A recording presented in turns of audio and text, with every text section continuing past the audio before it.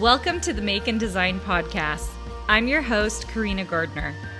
On this podcast, we're unraveling the everyday joys and dilemmas of design, making, and business. For makers who want to be designers and for designers who are makers, this is your inside scoop to help you grow your business and bring more creativity to your life. Hi guys, today I am here with Susan Smith. She is the owner of Stitched by Susan. She's a long arm quilter who has an amazing digital and creative business. So I'm so excited to dig in with her today. Welcome, Susan. We're so glad to have you. Thank you so much for inviting me, Carina. So I thought we'd get started with you talking about your quilting journey. Like, did you start quilting as a kid? Like, what got you to the place where now you are actually teaching people long arm quilting? Well, it certainly has been a journey. I'll try to sum it up in just a couple of sentences. But I grew up in northern Canada, and my parents were honestly pioneers. Quite a lot of my childhood, we had no electricity or running water, or in fact, indoor plumbing. So I learned quilting at my mother's knee. She was, a traditional quilter and, cutting out pieces with cardboard templates and hand quilting and all those things. So I have made quilts all my life. However, it's just in very recent years that I moved to an area. I currently live in Eastern Washington State, and I don't have friends that are hand quilters, and it's just taking way too long, right? So I explored machine quilting first on my domestic machine, and then a friend invited me to use her long arm one afternoon. And that afternoon, I knew this was what I wanted to do. So that was 7 years and about 1,100 quilts ago. And so I just dove into offering machine quilting as a service, first for my friends, and gradually built a clientele. And then things changed for our family, as it did for many families early in the pandemic. I had to make some decisions. Was I going to make my, kind of part-time hobby-ish quilting into a real job, or did I have to go out and get, a job outside the home? So I decided to invest in growing my business. And by that time, I already felt I had enough skills that I could teach. I had something to offer. I knew kind of what my niche was, which is really freehand and edge-to-edge quilting. And not a lot of people are teaching that. So I thought, that's what I love to do. That's what I want to offer. So from there, I began building my intensive freehand quilting masterclass, which is a 6-week course. And the rest is history, as they say. That is just growing and growing. And everything I do now kind of supports that process of teaching the art that I love. Okay, will you dig in a little bit to the niche that you are in? Because you like edge to edge quilt. Tell me a little bit more about that. Why that? Why, instead of like machine quilting or teaching people how to just set it up and let the computer run it or whatever, why did you choose your specific niche? I don't know if I chose it or it chose me, but it is what I am happiest doing. And I learned that by experimenting with different quilting styles. I do, in fact, have a computerized quilting machine, my long arm machine, and it's an expensive paperweight. Quite honestly, I don't use the digital process. That is not what I enjoy doing. It does not fuel my creativity, and it feels like work and a struggle and a have to. So just by doing, I learned what I love most. But thing specifically that I love about freehand and edge-to-edge quilting. So that just means quilting the same design from one edge to the other of the quilt. You're not stopping for borders or blocks or thread changes of colors and things like that. There is, for one, it's so creative because it's unique like handwriting. So though I teach other people my designs, always a little bit different because nobody's following a pattern. It's not drawn out. You don't have a laser light to follow. So it's as unique as handwriting. I love that about it.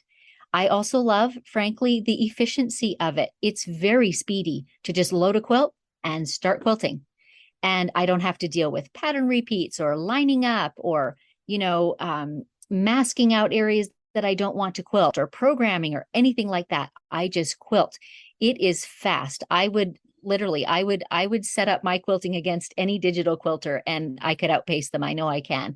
So I love that. I'm an efficient person and I love looking for efficiencies in my work. So that pleases me. And I love the creativity too of finding designs in unusual and unexpected places and translating them into something that I can quilt. So I've picked designs off of the upholstery in our favorite diner, off of hotel carpets, off of wainscoting woodwork, all kinds of places that just appeal to me. And I have learned how to translate the things that I see and that I like into something that I can quilt freehand. And are you showing people, because you just mentioned you have a digital course, which is so amazing. I love that. Are you showing people how to come up with those kind of illustrations or doodles that you're doing basically with sewing Absolutely. thread, right? Absolutely. So a huge part of the course is there's over 30 designs, so it gives you a repertoire of quilting designs. But there is also a big focus on how I practice, how I elevate skill quickly, and also on this idea of you too can translate the things that you see into a quilting design. And here's how I do it. Here's what I look for. Here's how they evolve. Oh, amazing. Kate, tell us a little bit more about your digital course. Who's it specifically geared to? I think it's geared probably toward the more novice quilter, or at least the novice to the idea of quilting entirely freehand.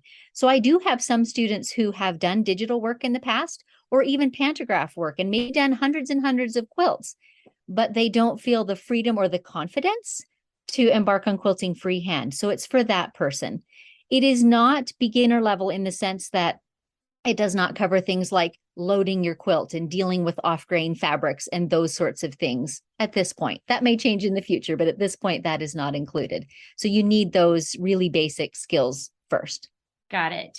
Kate, so long arm machine quilting free, like that is your thing more than anything else. That like, do you ever do it on just a regular sewing machine, or you on your long arm quilter for this kind of thing?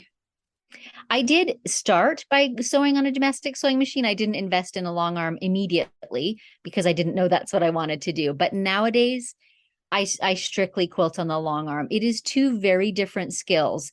You know, the long arm, you are drawing on the surface of the fabric. And on a domestic or a sit down machine, you are moving the fabric under the needle.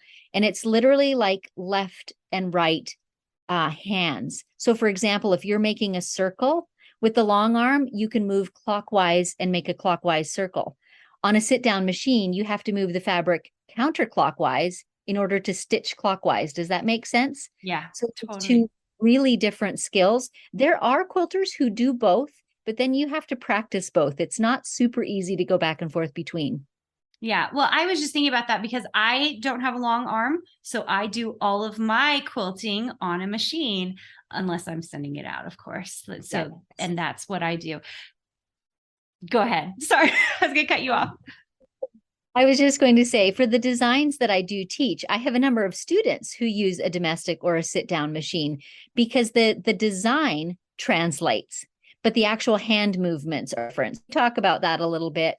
And they've been able easily to translate. I've had good success with. That's amazing. So good. Okay. So you have something that just recently launched. I would love for you to talk about it. Yes, that is a monthly membership. So I called my course earlier an intensive dive into freehand quilting, and it really is. There's a lot of designs delivered in short order and a broad variety of them. So some people love that kind of intensive. Some people would rather a slower pace, or in fact, have taken my class but want more designs. And rather than just growing it larger and larger and larger, I've chosen to offer this monthly subscription-based membership. So each month there is new content.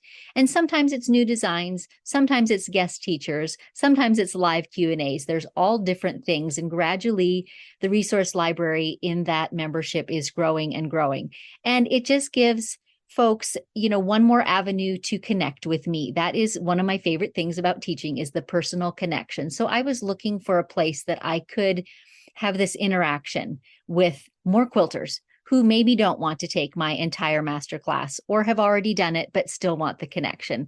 So it's just a way to keep in touch, and there's new content every month. Okay. If you are listening and you want to find out more about what Susan Smith is doing, Susan, will you tell us where they need to go? Well, the very easiest way is to go to my website, stitchedbysusan.com. And I always have a little freebie on offer. So that will pop up and you can enter your email address to receive that. And it will also put you on my newsletter. So you'll receive information about new projects coming out, about every second week I live stream quilting on YouTube. So it usually will tell you what the upcoming project is, or perhaps have a picture of it, or the topics I'm going to be covering, those sorts of things. That all comes in my newsletter. What I just love about what you've done is you took like what was your hobby or maybe just making a little bit of side money into a real creative business. I mean, that it sounds like you were push come to shove, you had to do that, but then you've done it very, very successfully, because it sounds like your course opens up a couple times a year. Now you've launched this membership and you're really gathering this group of people who want to long arm quilt the way you long arm quilt, which is so exciting. Yes, it is for me too. And you're right, push did come to shove, and I chose to shove my baby out into the world, my project. But it was very rewarding to see that. Well, first off, I'm very fortunate that I do know what my niche is, and it's a little bit different than what others are offering. So that's what I focused on.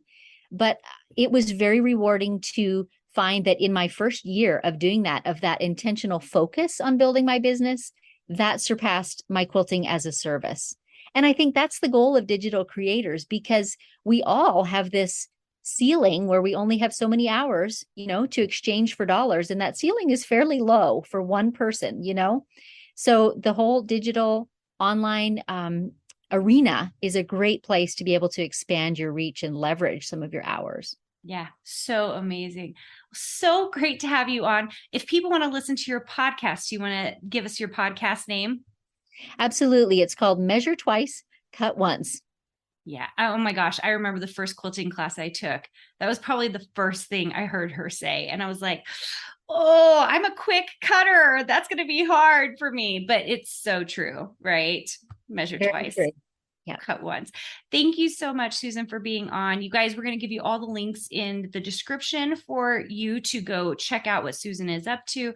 If you're interested, especially in her course, I would say keep an eye out for it, because she only opens it up a couple of times a year. And I hope you guys all have a good time with her. Okay, see you guys. Hey, did you know that you can visit me at makeanddesign.com to learn more about this podcast and join my VIP group for weekly freebies? I can't wait to see you there.